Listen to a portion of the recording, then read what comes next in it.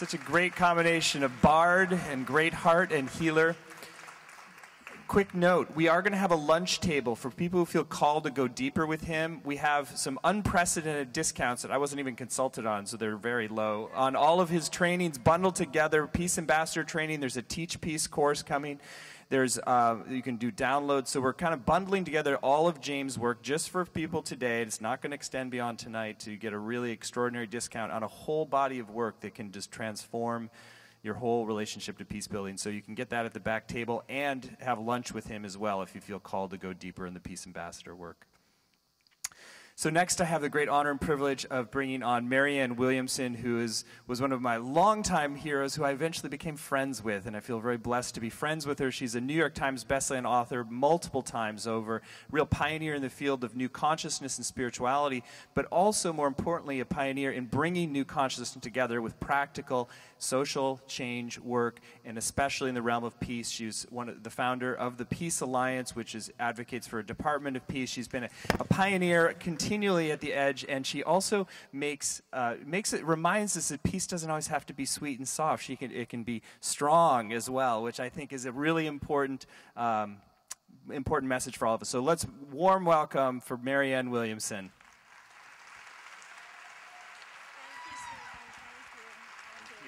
Good morning, everybody. Good morning.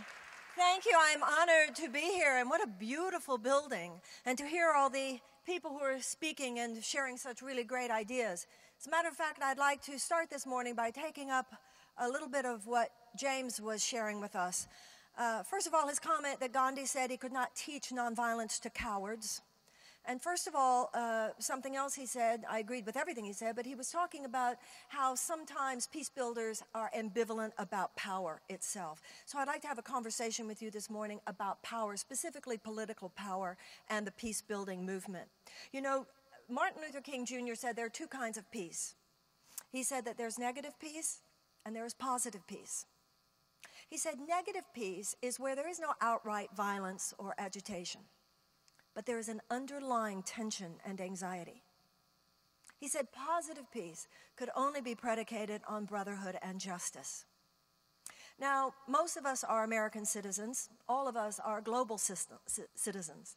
And we are talking about peace from within, all ideas that we care about. All of us care about it deeply.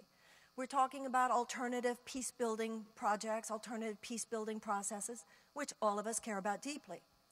But there's a big elephant on the table, ladies and gentlemen. And for us to ignore the big elephant on the table does not make us strong. In fact, in a way, it makes us cowards. And that elephant on the table has to do with how the United States of America is run. We are almost held hostage to two political parties. And one political party looks at all of the suffering that James is referring to, and it says, well, even in the cases where you or I might believe that their policies either directly or indirectly caused all that suffering, they will acknowledge that the suffering is sad, but they will say, well, you know, it's simply not government's job to ameliorate that suffering. And if somebody, you know, your nice little faith-based communities, your nice little peace-building efforts, your private charities, if you can compensate for that suffering, that would be a lovely thing. And then there's another major political party. A major political party that I grew up thinking would be out there fighting that good fight. But both major political parties today are so beholden to moneyed interests that second major political party says this: wow, we care about that suffering, feel that pain, and have demonstrated that they will do what they can on the periphery to ameliorate all that suffering, but neither will they, hardly, for all intents and purposes, any more than the other major political party, challenge the underlying forces that make all that suffering inevitable. You want to be about peace and nonviolence? Mention that a time or two. That, I believe, is the courage that we are being called to today. To not just talk about peace in lovely buildings, not just to talk about peace in other parts of the world, by the way. Here in the United States, 23.1% of all American children live in poverty. Out of 35 developed nations, you know we're second only to Romania. We have a $67 billion sex trafficking business, $67 billion a year internationally, and American children are more at risk than you might think.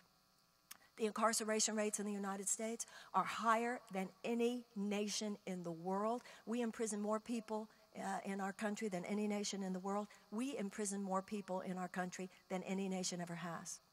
Besides being just a crisis, a racial crisis, which we've all known for a long time, this is also particularly a crisis for young males, both black and white in the United States.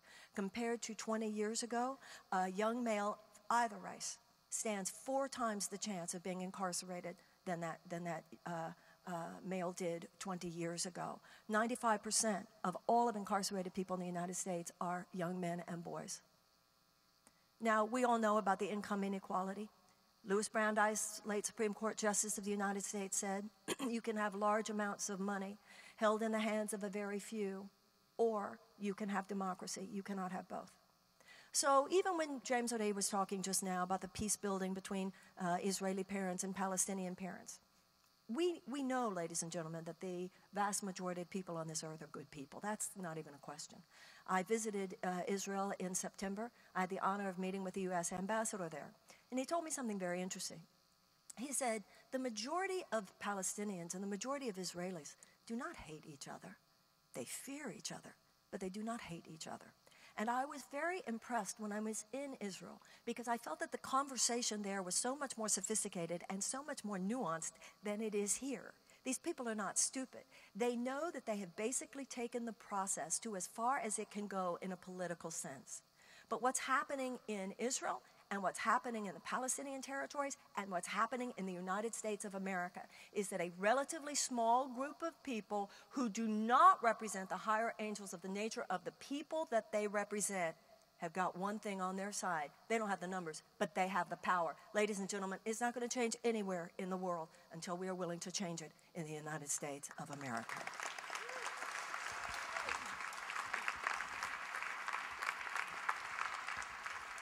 I'd like to invite all of you to an event that I'm producing in Los Angeles, November 10th and 11th. Dave Mitchell has very wonderfully been part of a coterie of people that I have been speaking to about this. The event is called Women, Nonviolence, and Birthing a New American Politics. You know, in the state legislatures of the United States, the women's leadership roles are represented by almost 24%. In the U.S. Congress, 16.8% of all elected officials are women.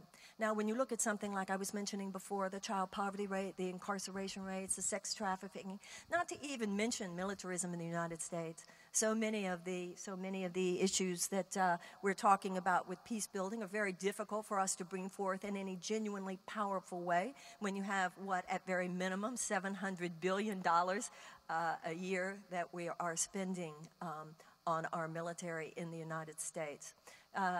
These are so many statistics that we know, but I feel politically the same way I feel spiritually, and that is that the era of data collection is over. At a certain point, you stop just talking about it. Okay? We have 35,000 people a day roughly die of hunger every day. 17,000 children die of hunger every day. That's 1 every 4 seconds. So figure out how many children have died of hunger since we all started politely talking here this morning. We have 1 billion people on this planet who live on $1.25 and less a day. We have 1 billion above that. So the bottom billion is called that, the bottom billion, and then 1 billion above that who live on $2 and less a day. Economist Jeffrey Sachs, Columbia University, posits that for $100 billion spent over 10 years, we could eradicate deep poverty from the face of the planet. Now notice, $100 billion spent over 10 years would eradicate deep poverty. That is 1/7 of the amount of money that the United States spends every year on the military. And, of course, as has also been mentioned, we all know what the cancer underlying the cancer is. As long as the government of the United States is bought and sold by corporations and other moneyed interests, particularly now given the permission that they have given by Citizens United, none of this will change in any way that is other than peripheral. And if we are serious about peace, and we are serious about justice, and we are serious about brotherhood, we're going to have to take that on.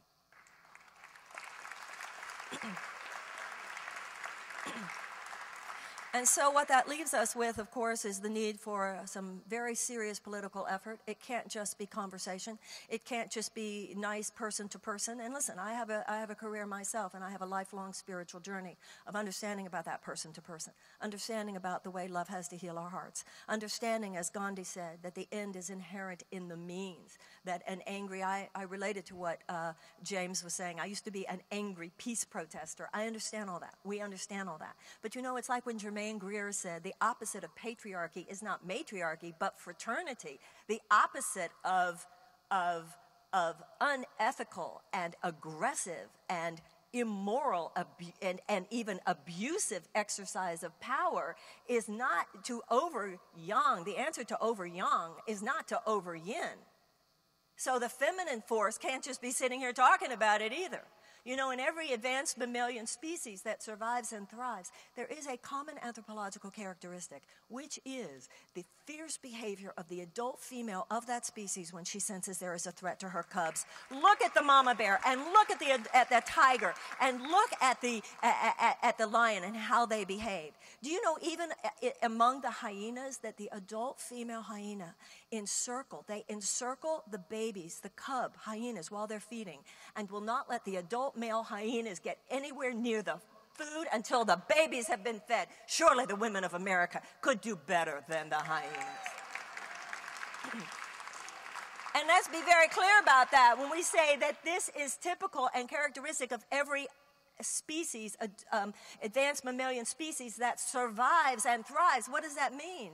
That implies that in any species where the adult females are not standing up and say, first feed the babies, first feed the babies, first feed the babies, for all intents and purposes, that is behavior characteristic of a species with no proactive intention to survive.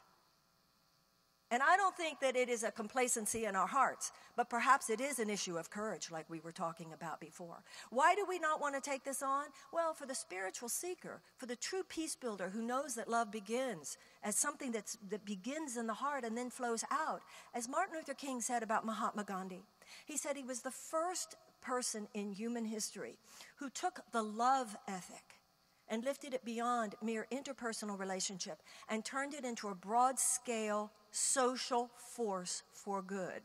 What does it mean at this point for you, for me, for those of us who would be drawn here today to turn love into a broad-scale social force for good? Ladies and gentlemen, it's got to be more than peace expos. It's got to be more than conferences at this point. You know, one of the things that interests me about this November event and why I hope that you'll be with me, I observed last week at Yale University, Yale Law School has something called the Yale Campaign School, where they actually train women to run for office. Now, let's talk about this, not only in terms of the inequity of gender. We talked a few moments ago about Citizens United and its absolute poisoning of American democracy. We've already talked about the fact that this poisoning is the cancer that underlies so many cancers. We've talked about the fact that in order to override this very sinister state of affairs, there will have to be a constitutional amendment. It will be difficult for a constitutional amendment even to become formed. Once it is formed, it has to be ratified by the states. Ratified by the states means ratified by the state legislatures. What woman in this room, even what man in this room, who among us, from a spiritual peace-building perspective, wakes up in the morning thinking, I think I'll run for state legislature today. You might want to start thinking about it right now. Right now. Right now. Because when we actually look to what it will take to exercise power, and James was so correct, we are ambivalent about power. We are ambivalent about power. You know, this has to do with the broken masculine. You know, I felt with so much that has gone on with the sexes over the last few decades, we've come to understand what happened. We understand that in many ways with the women's movement, and listen, so many women here have the scars to show it and the healing to prove that we've come to understand it. We, in many ways, got in touch with our masculine at the expense of our feminine. And men went through a very similar unbalancing process that has now to be corrected, which is kind of a getting in touch with their feminine at their expense of their masculine. And I felt very sorry for men at certain points when some guy kind of didn't know what to do because he was afraid if I just behave in a way that feels like masculine, some woman's going to tell me it's macho. There is a difference between masculine and macho. A healthy masculine is as beautiful as a healthy feminine. And when it comes to the exercise of political power in the United States, you better believe it's out there. You better believe it's external. You better believe it's masculine. It's masculine in a good way. We need to take the feminine of the love and the peace-building sentiment in our hearts and marry it to the masculine of an exercise of power. And you know what? If we don't, you know what we are? We are irrelevant in the larger scheme of things. What a tragedy that would be. And that's really what we're talking about here. Are we going to just talk about it? And there was a time, by the way, when the conversation, just having the conversation was absolutely essential. And listen, I think I say that from, I hope some credibility with you in saying that, because I feel that I've been one of the people having the conversation. I understand that everything begins with a conversation, but it can't die there. It can't stop there. When something comes up and out of you, it's like a mother when she's breastfeeding a baby. This stuff's got to come out. It's like a woman when she's pregnant. At a certain point, you got to give birth. And that is what's happened with the peace-building community and the spiritual community in the United States in the last few decades. We've been pregnant, but it's getting on to about 10 months now. Are you with me? So I'd like to take the time that I have.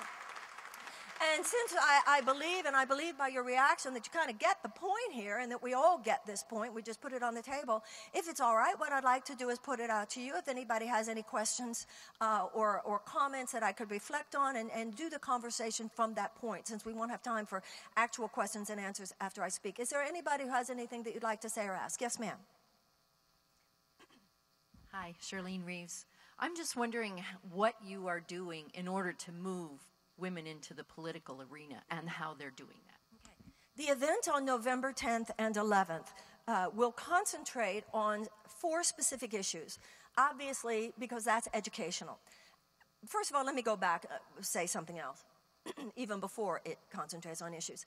I did an event in Los Angeles, I think a couple of years ago, I'm not sure. I get confused, a year or 2 ago, called Sister Giant, Awakening the Sleeping Giant of American Womanhood. And what I did was I took 3 films that they became kind of the markers of the day. And the film that I began with was something that was made by the Canadian Film Board out of their Women in Spirituality series. And this film is called The Burning Times. The second film that I showed throughout the weekend was a wonderful film made by an HBO film made a few years ago that everybody needs to see if you haven't, called Iron-Jawed Angels. It starred Hilary Swank and really is a wonderful dramatization of the history of the women's suffrage movement in the United States. The third film is Abigail Disney's film that I'm sure many of you have seen, called Pray the Devil Back to Hell, about what women have done in Liberia with a fraction of the power that you and I have, and how they've changed their country. Okay, now, the Burning Times has to do with the phenomenon called the burning of the witches. Historians believe might have been up to 800,000 women who were burned. And what was this? This was an effort by the early church to eradicate the passionate, free-thinking woman represented by pagan culture. This was also the beginning, the burning of the witches was also, by the way, the beginning of the environmental crisis. James was mentioning the environmental crisis. We are the only mammalian species that is systematically involved in destroying our own habitat. And once again, we know why. Because economic rather than humanitarian interests are the ordering principle of human civilization at this point. So the reason that the burning of the witches was the beginning of the environmental crisis was because these women, witches, wise women is what the word meant, were the ones who held aloft in their villages and in their communities the rituals that kept the consciousness of the people embedded in a sense of divine partnership with the rivers and the trees and the skies and the earth.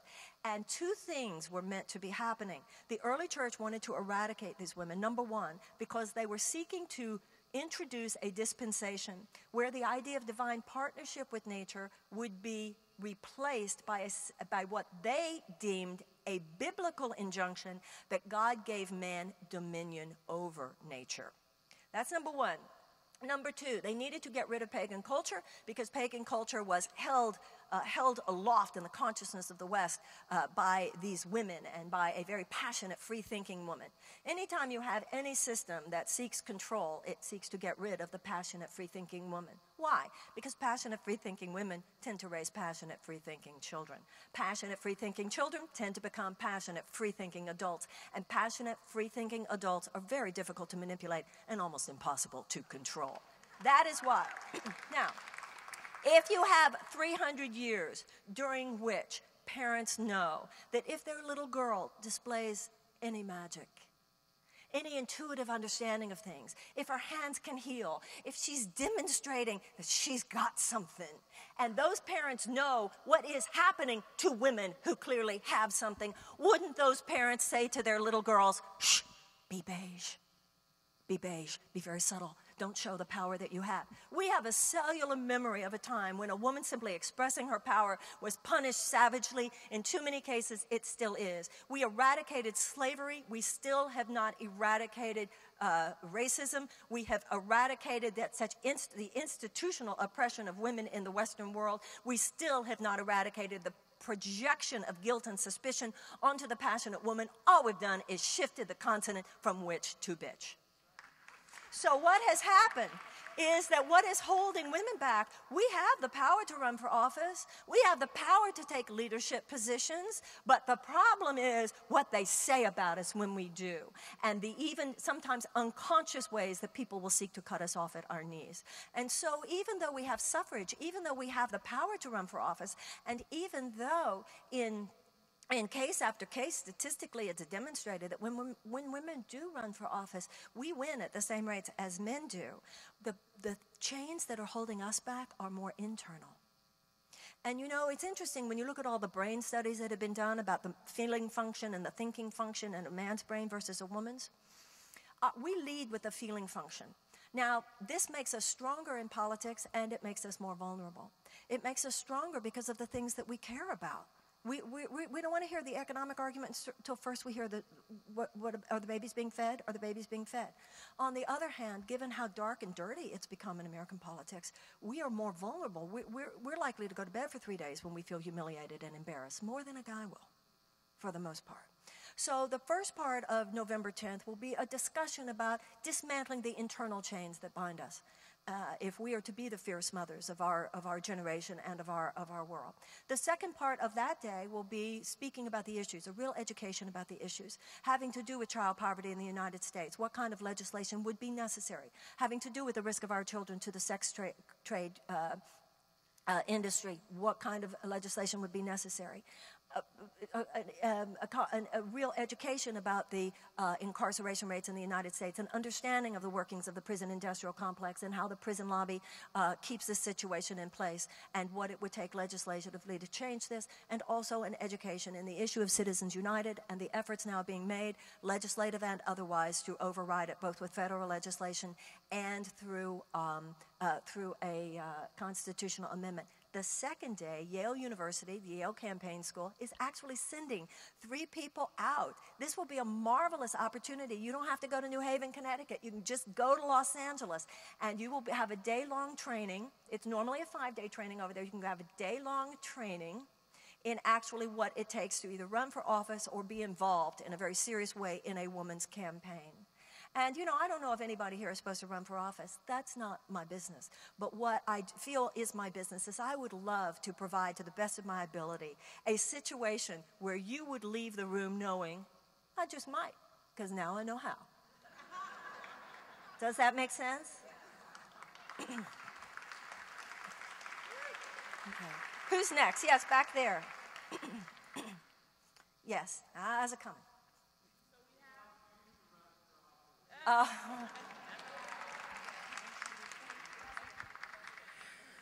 So I share the ideal that it's the throwaways, the people coming home from prison and our youth so-called at risk, that will be the leaders in the forefront of this next shift that happens. In that, there will be relapses. There will be more harm that's done.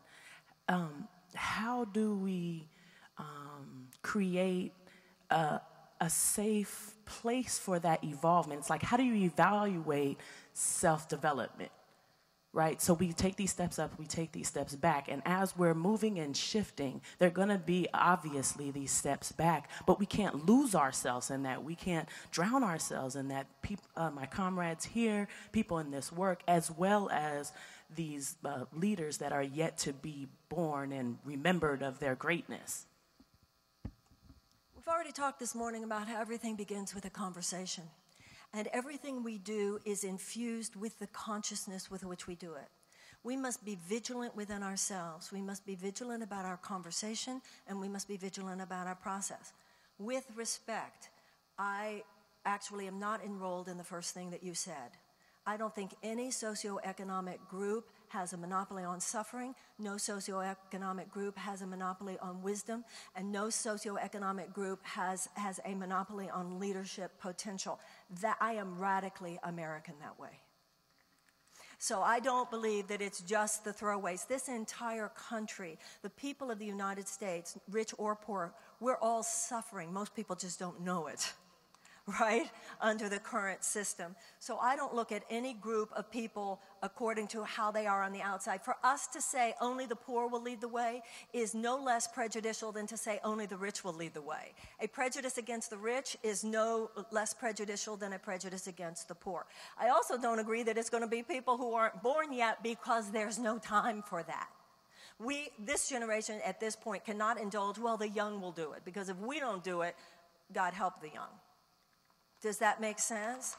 So, one of the things that you said also was a repetition in a way of something that the lovely woman said earlier today about how it's agitating and it's going to be hard at times. So's life. What is the implication here? If we don't do it, days are going to all be easy. Do you see what I'm saying? In fact, the real sacrifice in life is living a life where you have this itch you can't scratch because you know you've been so co-opted by the system and you're not doing what you were born to do. That's the hard life. That's the life of sacrifice. It's not like a life not owning power is a life in which you get along with everybody and you don't go through your growth processes. Are you with me? And I also believe that when we lift the conversation higher, we lift the vibration higher, we're actually lifting ourselves above some of the lower energies and the lower personal stuff that causes all that agitation. I also believe that the right wing is sometimes, ironically, more mature in their exercise of power. There's a job to do. Let's just do it. And let's not coddle each other's extraneous conversations to too great a degree. You give it an hour. It's with your friends. It's with your lovers. It's with your mates. It's with your therapist. But don't let it spew and spill over into the entire process. We don't have time for that any longer. Does that feel right to you? We're adults now. We're adults now. We need to act like it. And that, how many, well, I don't even need to ask. A lot of us are parents in this room. And every parent knows this moment when you have said to a child, that will not be happening in this house. Okay? That one, and I don't know about, and everybody's laughing. And the reason you're laughing is because you, like me, was laughing inwardly. I had no idea what I would do if she crossed the line. But the look on my face so terrified her that she really, whoa, right, that will not be happening. We have to become that way. You know, my mother was a very traditional housewife. And she loved her husband, and she loved her children, and she loved her home. And she dedicated her life to that, to us. Now, I grew up in a generation, and I do see you, I promise I'll come there. I grew up in a generation that looked at my mother's life and said, my mother's life isn't important enough. I have to go out into the world and do something meaningful. It took me decades to understand how wrong I was. Number one, I was wrong because from a metaphysical perspective, there is no out there. I was also wrong because my mother was correct that a woman's job is to take care of the children. My mother was correct that a woman's job is to take care of the home. But you know what? Every child on this planet is one of our children, and the earth itself is our home.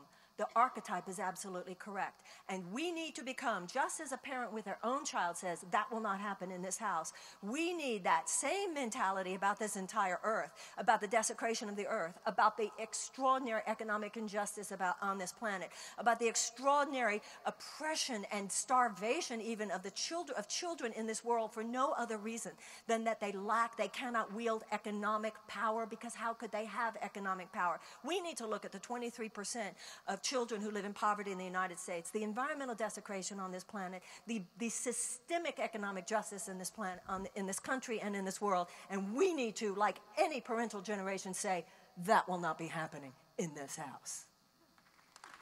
Right?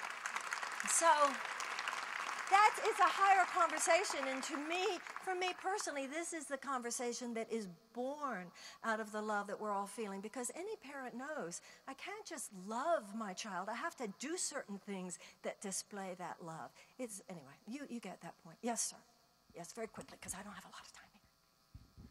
Well, when you talk about this stuff of power, it really is about corporatization of assets and money. I was thinking of two people who have $100 billion between them, Larry Ellison and then, of course, Bill Gates. Two people out of $6.5 billion have enough to eradicate. So how are we really going to break up the corporatization? We need a constitutional amendment that really limits the huge amassing of power in both corporations and wealth. I mean, that's the only thing that's going to stop this, because we're at the place where all societies crumble. Historically speaking, you put 25% of the wealth in an economy in 1%, there's not enough to go around. So how are you going to address taking money out of their pockets and equalization? I actually am not enrolled in the conversation that we need to take money out of their pockets. I don't think the problem, from a metaphysical perspective, there are a lot of pieces of the pie. About that, I agree with the Republicans. I mean, this idea is there are only so many pieces of the pie, so if they have it, we don't, is not metaphysically correct. And by the way, those two people alone could not eradicate deep poverty. The problem is not that money is made in America. There's nothing holy about what happens when money stops circulating. The problem is not that money is made in America. The problem is that money owns the government in America. That's the problem. So theoretically, money should buy a lot of things. About that, the right is correct. The problem is it should buy a lot of things. It should not buy political influence. That is the problem. The problem has to do with the systematic ways in terms of the way the government operates, both in terms of lack of any kind of, particularly now with Citizens United, with lack of any kind of constriction or limits on what they can give to politicians, but also our tax policies and everything else, which, because it's kind of a legalized bribery, works so that those people's economic interests are more served. Why should the economic interests of a millionaire be served more than the economic interests of any child, in any neighborhood in the United States? So we want to be careful. This is a time to be very nuanced and careful in our conversation. If you want to make sure you do not exercise power in the United States, start talking about income distribution and taking the money away from anyone. You know what? As left-wing as I am, that even scares me. We don't need it. We need to stay correct. You can stay correct in spiritual principle and trust that. So once again, the amassing of wealth is not of itself a problem. The amassing of wealth, when it is done through a capitalism that has lost its ethical center, that's the problem. That's the problem. But if you look at how capitalism, for instance, is waged in countries like Germany, there are capitalist systems which do not have this greedy bottom line of profit for the very few before all else at all. Look at a country like Germany. So the answer to your question, bottom line, and I think many Americans agree, we have to override the very sinister effects of Citizens United, which will take both federal legislation and a constitutional amendment. But if we're not in office, then this will not happen. There's just so much that you can do from outside. There was a gentleman in Wisconsin who ran for lieutenant governor in the Scott Walker recall, and he didn't win, but he said, I had heard him on television during his campaign, he said, He was a fireman. He is a fireman. He was head of the Firemen's Union in Wisconsin. He said, you know, as a fireman, I'm a first responder. He said, I expected to be a fireman all my life. But what's happening here, he said, at a certain point, as firemen, we appraise the situation. And if the fire is bad enough, we don't just sign petitions against the fire. We don't just protest against the fire. If the fire is bad enough, we got to get in there. And the answer to your question, sir, is we can't unless we get in there. Yeah. Okay. I think I only have like 5 minutes more. So this lady he's had his hand for so long. The rest of you just come in November, and I will be there. And yes, ma'am. Hi, thank you very much for sharing. Well, I'm going to change the topic a little bit. My name is Sahar. I'm Palestinian, and I invited my Israeli sister here, Sfia. Thank you. And together, we want to know if there's something that you're doing in the future in regards to bringing women, Palestinian and Israeli, together, whether here or in Israel or Palestine. Well, the beauty, as you know, you live there. Well, I don't need, oh, you live here. Do you live in Israel now?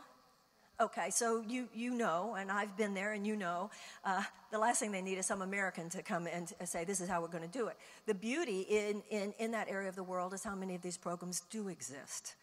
They do not exist. They do exist, and I'm sure that you realize how often among certain Palestinians it's at risk to their lives to participate in some of these programs. That's a big, big problem. When I attended I had a particularly powerful experience attending a group, being part of a women's circle, Palestinian and Israeli women, Jewish and Christian and Muslim. And this was really interesting to me. The first 20 minutes of the group was like any woman's meeting here, women sitting around talking. And the second part of the group, they got up and they did a dance circle. And every woman did a step. And then all the women in the circle would dance the step that she had. And it was so magnificent, this sort of anthropology, you know, Jews and Arabs, you know, they're first cousins. Then something amazing happened to me. Not to me, happened for me inside watching this. They sat down. They said, okay, we're all going to sit down now. When they sat down, the women who were at this group were, I would say, kind of like the people in this room in how well they knew each other. Maybe a little better, but they weren't lesbians or anything like that. There wasn't like intimacy, physical intimacy among these women. I'll use an example of a woman. You and I are here at the same event. We're in the same conversation. I'm an American. I would sit down next to you. We would talk. I wouldn't start stroking your hair. I wouldn't put my head in your lap. That would be considered a violation of physical boundaries that's weird. There, that's what they did. And I was blown away by it. And I said, I articulated that, and they went, oh, you're a European. Because to them, if you're an American, if you're over there, you're a European. And I got about the physicality of the Middle East. I will stroke you faster, and I will hit you faster. I got something from that was just extraordinary in terms of the physicalization. It was very profound for me to be with these women. And what I learned, and I also learned more of this talking to the American ambassador, these groups exist. You have a peace movement. You have magnificent Israelis and magnificent Palestinians. You have people like yourselves. Your problem there is the same thing we have here. Your governments are controlled by people who don't get it. That's what's happening. And every country, I have a very strong sense of, and it's difficult. It's difficult among the Palestinians for reasons that we know. And it's also difficult in Israel because of the Knesset, and it was the big mistake that David Ben-Gurion made. David Ben-Gurion, the founder of modern Israel, and you can see where they were coming from, allowing the very, very religious Jews to have the power in the Knesset that they had, given their historical experience. But basically, these very, very religious Orthodox in Israel are to Israel what the very, very conservative right-wing Christians are to the United States. But am I correct? Okay. The problem in Israel is the way the Knesset, the laws are, you can't like outvote them. You can't get rid of them. So the Israelis have a real problem. And it's so important when we talk about Israel, and this breaks my heart. when we talk about Israel, just like when George Bush was president, George Bush was not the American people. So George Bush did not speak for me. Remember that about Israel. Say Netanyahu, don't say Israel. Do you see what I'm saying? That's very, very important because there's a lot of real subtle anti-Semitism underneath there, just as there is subtle racism behind many of the conversations we have and we don't know. So because I'm not Israeli, you know, within that system, although it's fascinating, I think more American Jews need to go to Israel is what needs to happen. Because they treat any Jew like you're an Israeli if you're there, and too many American Jews, like I said, the conversation there is more sophisticated than it is here. And I don't think there would be this blind AIPAC following of Netanyahu among American Jews if more of them visited Israel. But you have to be within every system, you know, this honoring of the incarnation. I'm not Israeli, I'm not Palestinian. So God bless you. You do what you can there. We're going to do what we can here. And if we all rise up together, something will change. Does that make sense? Thank you. Okay, this gentleman has had his hand up for so long, and then yes.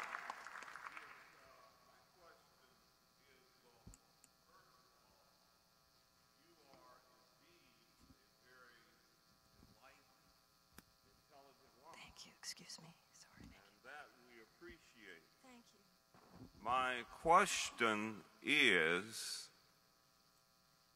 what has happened in this country is the Occupy movement, and it's not going to just go away. My observations are that there are a lot of women that are part of that organization or that movement. And what I have observed, very intelligent women. And it's the conditions in the country that created the movement. So my question to you is, where do you think that's headed? Well, you know, the sort of propagandistic version of the Occupy movement is too bad it didn't go anywhere. Excuse me, it changed the conversation in the United States. I think the Occupy movement has been extremely successful. It is now part of the mainstream American conversation. The average American gets it. The average American gets it. 1% versus 90%. We have for decades now been basically, the governmental action has been like a vacuum cleaner, sucking up majority of the material resources of this country into the hands of a very few. And I think that Occupy movement has solidified that message in the minds of the American people. So I think it's been a tremendous success. Who's to say that the highest purpose of that movement itself had to do with legislative change? The deepest movement is in our hearts. It's not form that matters, it's content. So whenever we're looking outward like, well, what did they do? It's really the question of what do we do? So I don't know, I'm not a leader of the Occupy movement. I certainly resonated with its message, gave a talk here in Berkeley or Oakland, I can't remember where I was, that's on YouTube. I was excited to be part of that resonant field, but at this point we want to be lighter with our concentration on form and more with our concentration on content. First, there has to be movement in the heart. Martin Luther King said we need a qualitative shift in our souls as well as a quantitative shift in our circumstances. And the peace movement that is represented here with the marvelous speakers, with Shift Network, with the extraordinary peace-building work that is being done by so many people here, has to do with a qualitative shift in our souls. We've been at this for years. We're doing real good. The shift in the conversation, Occupy and others, and now we need a shift in our circumstances. I know there are other people that you're speaking to and hearing from today. I don't want to hog more time than I was allotted, but I really appreciate being given this opportunity to speak into your listening. As I said earlier, the era of data collection is over. I doubt that anybody came here today to hear something you don't already know. We've all read the same books. We've all listened to the same tapes. We all get it now, okay, politically and spiritually. This is the time now to take it to the next step. You come here today in order to access more deeply the things which by now we all already know. So all I can say is, God bless you, go kick ass. Thank you very, very much. Thank you, God bless you, thank you. Thank you, thank you, thank you. Let's give it up for Marianne.